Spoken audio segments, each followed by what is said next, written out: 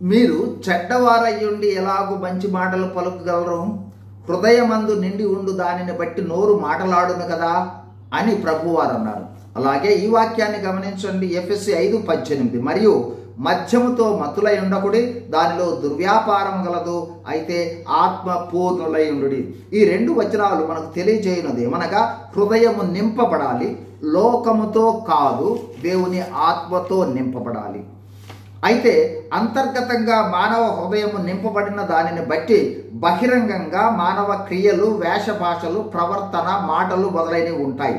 లోకముతో నింపబడితే లోక నైజము, లోక వేష భాషలు, హావభావాలు, లోక సంబంధమైన ఆలోచనలు, ప్రవర్తనలు వెల్లడవుతాయి. పరిశుద్ధాత్మతో నింపబడితే వారి కదలికలు, ప్రవర్తన, మాటలు, వేషధారణ, భాష, ఆలోచన అన్నీ క్రీస్తు ప్రభువు వలె ఉంటాయి. చాలాసార్లు క్రైస్తవులమైన మనము పొరపడేది ఆత్మ ముఖ్యము, బహిర్గతంగా కనిపించేవి ముఖ్యం కాదు అని. కానీ గమనించండి, ఆత్మ అనుభవమే శరీర క్రియలు, హావభావాలు, ముఖ కవళికల ద్వారా ప్రతిబింబిస్తుంది. ప్రతిబింబించకపోతే ఆత్మలో జరిగిందని భ్రమపడుతూ ఉన్నాము, లేదా పొరపడుతున్నాము, లేదా మనలను మనము సమర్థించుకుంటున్నాము, మరో విధంగా మనల్ని మనం మోసపుచ్చుకుంటున్నాము అనేది అర్థం చేసుకోవాలి. ఈరోజు హృదయము ఆత్మతో నింపబడని వారి నుండి బహిర్గతమయ్యే విషయాలు.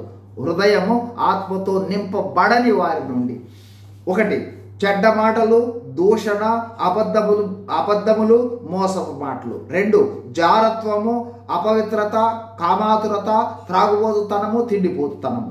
3 దురాశలు ఉంటాయి.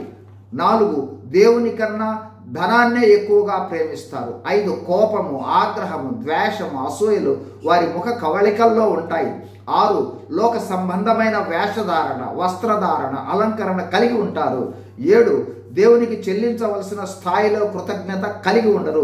8 అల్లరితో కూడిన ఆటపాటలలో పాలు పంచుకుంటూ సమయము లోక సంబంధమైన వాటికే వెచ్చిస్తారు. 9 దేవుని తనకు అవసరమైనప్పుడు సహాయం చేసేవానిగా, అది కూడా భౌతిక సహాయము, స్వస్థతలు చేసే సాధనంగా చూస్తారు.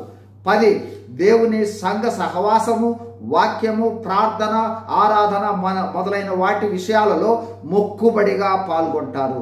ఈ విధమైన గుణాలు మనలో ఉన్నట్లయితే సరి చేసుకొని ఆత్మ నింపుదల కోసం ప్రార్థించి ఆత్మతో నింపబడి రూపాంతర అనుభవంలోనికి వచ్చి ఆత్మతో నింపబడిన క్రైస్తవులుగా జీవిద్దాం. God bless you. Thank you.